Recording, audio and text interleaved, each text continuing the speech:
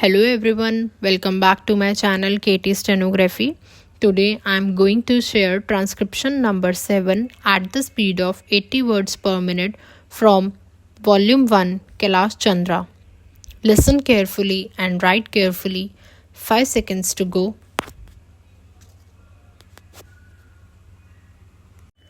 Now I would like to say that with this measure we are now adopting, to my mind it will not be possible to have this system or any other system functioning effectively.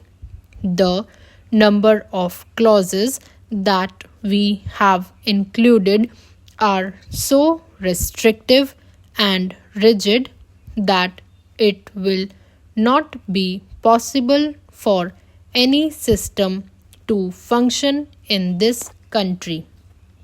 If at all it is able to function, it will be able to function with a lot of difficulties. It will be said afterwards that the industrial sector, particularly the private sector, has not been able to deliver the goods. I would like to warn the government that if anything happens in the future in which the industrial production or production in the private sector has not gone up, it would be not because of any lack of efforts on the part of the private sector, but because of the measure that we are now adopting. I have mentioned several times how this particular bill is very restrictive and how it will hamper the normal growth of companies in this country. It is a pity that when we are on the threshold of the second 5-year plan, such a measure should be passed in this house. I would now like to make a few observations about the speeches of some of the honorable members here.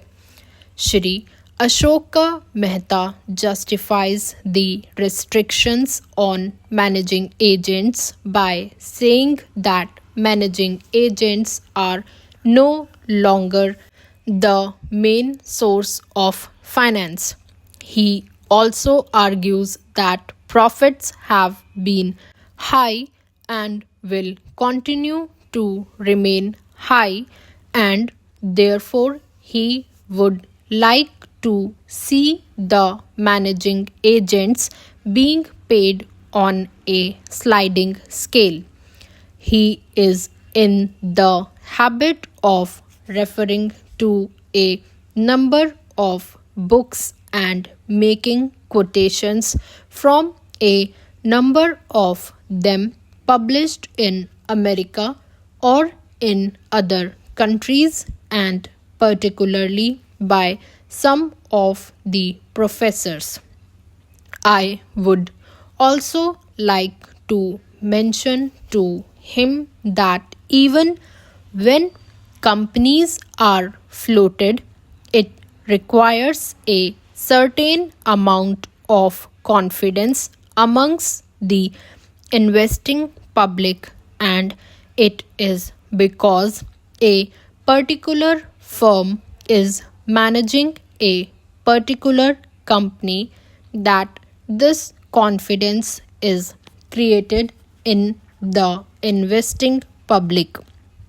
Even there, as the Honorable Finance Minister has said, there is a sort of overall tight control. New banks and insurance companies are not floated nowadays. What you have are the few banks which are existing and the few insurance companies that are existing. The other point is that the credit worthiness of the managing agency firm does count to a certain extent in getting credit from the banks and other financial institutions. Yesterday, it was mentioned by my honorable friend that the crux of the problem is the question of payment of remuneration to a particular managing agency system.